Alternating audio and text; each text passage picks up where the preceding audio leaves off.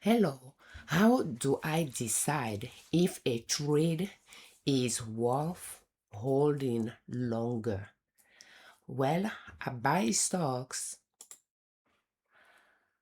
at the valley of the chart and sell it at the peak of the chart.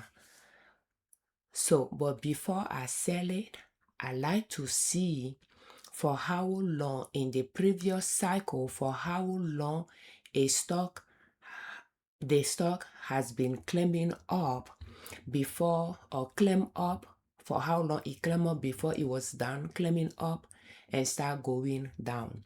Because I like to buy it at the valley line, and I will trace my support line where I like to buy it, and I know that to sell, I will sell it after it reach all-time highest price. So when I see all-time highest price is reached, is when I will decide if I want to stay in the trade longer past that stage, because that was my first clue to sell the stock. But now I will ask myself if I want to stay in the trade longer or if I want to sell it.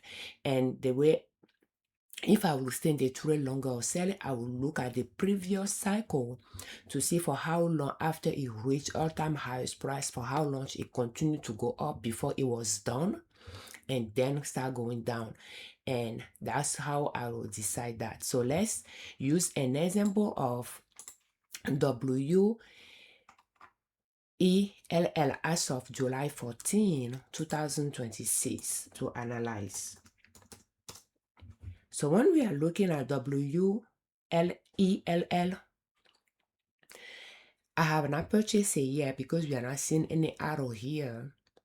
But I select the support line where I would like to buy it at, and it's going to be this one, but this one is here as well. We have the date on the x-axis from the past to the present, and we have the price on the y-axis from $0 up. And this support line is 1, 2, 3 years and a half long. So it's not quite 5 years, but it's a good one. And we have this one as well.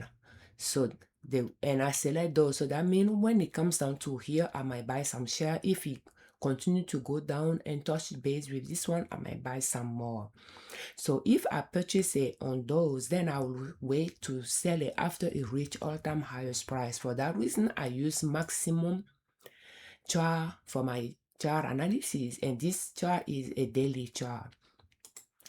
So, and on the maximum chart, it will show you all-time highest price. For this particular one, it reached all-time highest price June 7. So it's pretty much current here with all-time highest price. So if we assume you are using a long option on swing trading strategy, and you purchase it, around this area where it touch base with the valley line, and it's been climbing up, and this area will be 2000, we have 2025, 4, 3, 2022. Around October, it reached all-time highest price when this circle start. I like to call circle valley to valley with peak between. So it start the cycle around October 2022 and reach all-time highest price. By all-time highest price, it exceeded the previous cycle all-time highest price here somewhere in 2024. So it took about 2 years to, or a year and a half, to exceed the previous cycle all-time highest price in April. So using this support line, buying it at the valley and sell it at all-time highest price around this area, will you sell it? So the answer is going to be no, because again, once it that's when at that stage that I ask myself, should I sell it or stay in the trade longer? So now from here, we see that it continue climbing up for another year and a half, like from that April to end of 2025. This is 2024, so that's about a year and a half here, and this attitude, that's 2 years. So it has been on the rise past that area for 2 more years. So therefore, when it comes down to any of those and I purchase it, I know that when it reach all-time highest price, exceeding, this cycle all-time highest price, I might send the trade for another 2 years or so, because there is a chance it might continue to go up for another 2 years or at least a year and a half. So I might send the trade for at least a year and a half more. But it may not happen. So therefore, I will constantly analyzing the chart to see what it's doing. But there is a chance it might duplicate the previous pattern. And I like to go to maximum monthly chart to see if that pattern we can see another one. And for this one, I'm not really seeing it like that here. So this cycle is shorter from that valley line to this one, is about 3 years, but it reached all-time highest price somewhere here, and about some months ago it was done and climbed that down. So and we have this pattern here is a little bit similar to this one, but those are living companies, so they could change pattern, and clearly it changes because you can see this growth we are seeing here that we have not really see around this area. So it is worth, with the strategy that I'm using, looking at how it moved during, like previously, to see if the pattern is changing, what the pattern is. But I can see that for this one, for instance, we have 2 years of growth before it was done when it left the valley, and it reached all-time highest price. And again, few more years it was done, and this pattern is like similar to this one as well. And but this one, after it surpassed this all-time highest price for 2 more years, it has been on the rise. Is it going to repeat the same one next time it comes down? I'm not entirely sure. I just know that it seems to me that this support line, we could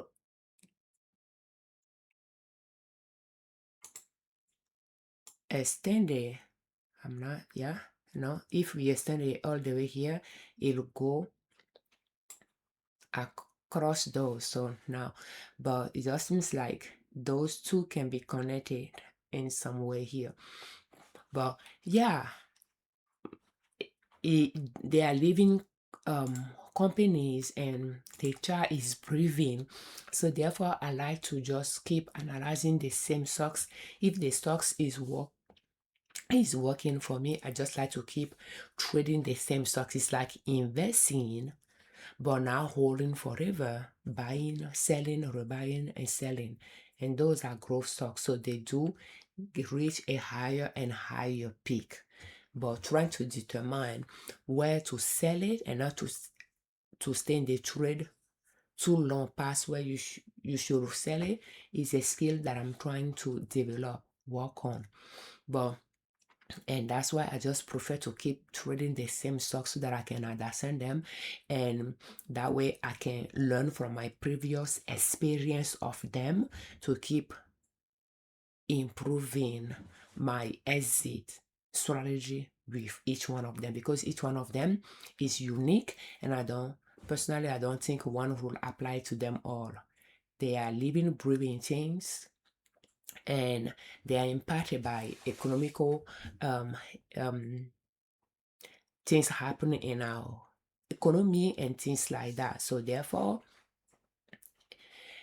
yeah, and I think the pattern can change. Therefore, keep observing, keep looking, and using your best judgment, and look back to see if you make a good decision. I like to put arrows on my chart where I purchased, where I sold. That way I can look back and look at those indicators to see if I made a good decision previously or what would I do differently. So when it comes to this, it's now on my buying zone. Yet it's more on the selling zone than it is on the buying zone for me. So what do you do to decide if you need to hold a swing trade longer or not? So thank you so much for watching. We thank you very much for your time. Thank you for all your comments, and we thank you very much for subscribing to our channel. At FIAV, and on our channel we share different ways to save money and different ways to make money to reach your financial independence. And swing trading could allow you to create another stream of income, especially if you have job and you don't have time to have a side business.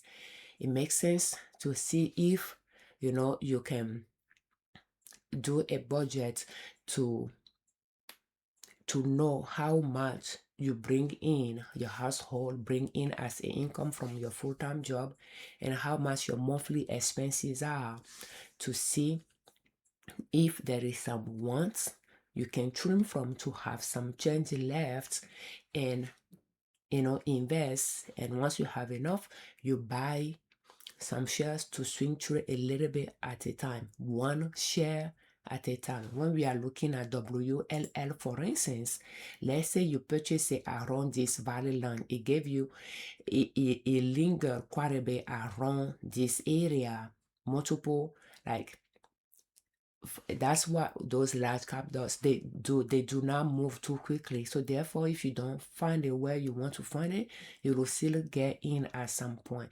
So let's assume you purchase it around this area, and let's just it started there and like October, and here is December, 2 months. Let's just take the December price here, $62. Let's say 63, and let's say you have not sold it. Maybe you sold it somewhere here at the beginning of 2000.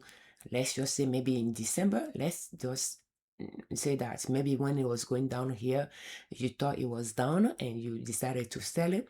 It would be like 186. So let's take 186 minus 63. That is $123 profit per share, divided by 63 times 100. That is 195% return from end of 2022 to end of 2025. 1, 2, 3 years, 195% return, and $123 on one share. So purchasing it at $63. So $63. If you take your family out to eat out, you could easily spend more than $63 in a restaurant. So therefore, $63, even if it takes you 2 months to save $63 to put in your account, whether it's a brokerage account, a taxable brokerage account, or a Roth IRA, and you buy a stock like that using this strategy, if that's a strategy you like, because it's not quite risky type of stock strategy, buy it at the valley line and sell it at the peak, and you are using a little bit of your money and you are using a little bit of time on your side as well, and locking that growth before it comes back down again. Locking that growth, and when it comes down to the valley, you buy again, because it's swinging around. That swing over the valley line, we want to lock it in. The way I found I compare investing and swing trading. Investing is let your stock grow along the valley line, and for those growth stocks, the valley line is tilted upward. It's going to continue growing. Your money is going to continue growing, and that is it. Assuming you sell it when you're about to sell it, you are selling it at the valley line. When it pull back down to a valley line, sometimes in the future, it will grow along the valley line for you. But swing trading is like locking in the growth away from the valley line in, And if you are, swing trading the same stocks, is like investing, but locking in the growth above the value line in. And of course, with those growth stocks, you'll be buying it at a higher price each time. But I do feel like locking in those growth, you lock in more than the higher price you'll pay next time you buy it again at the value line. Even if that value line is higher than where you originally purchased it, the growth you accumulated will leave you some change to be able to buy at a higher price. And by locking in those growth, you are generating cash flow through that investment instead of just buying it and waiting to rely on dividend income from them for the one that pay dividend, which is a small amount. You can lock in those growth away from the value line in to generate cash flow from them. And of course, you'll pay higher price buying it again, but you are not letting those growth away from the value line dissipate. You are locking them in. That is how I view swing trading in investing. I start with stocks. I start investing. I learn more by investing before I learn about swing trading. And I'm trying to find a strategy where I'm combining those both knowledge to generate another stream of income that we can live on while we invest our paycheck, generating profit from our swing trading to provide, to pay for our lifestyle, to be our living expenses, to provide for our living expenses. And that is, the goal we are working toward. If that's something you are interested in, just you proceed with caution, and a little by little you will grow your account from there.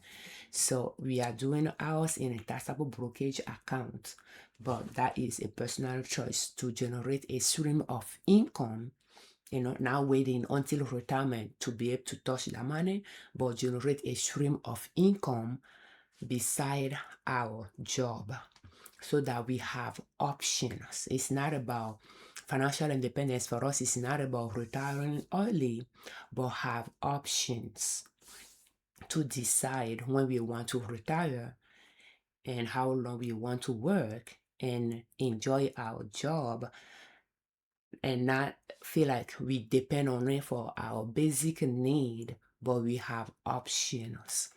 So as a disclaimer, I'm not a financial advisor. I'm not a professional trader. I just swing trade in my husband and I brokerage account, joint brokerage account, and pursuing our financial independence goal. And I like to share what is working for us, why it's not working, what I'm learning here with you, so that if you find some tips useful, you can customize them to fit your personality type, your risk tolerance, and use them in your own financial success journey. Will you please proceed with caution? For more videos in this series, will you please check the playlist How to Start Swing Trading Step by Step Using Long Option Lines in the description of this video. And this video is brought to you by our online store, Liberman.com. If you are looking for tote bag, cloth napkins, or pouches, will you please check our online store, Liberman.com. Thank you so much for your time. Happy swing trading.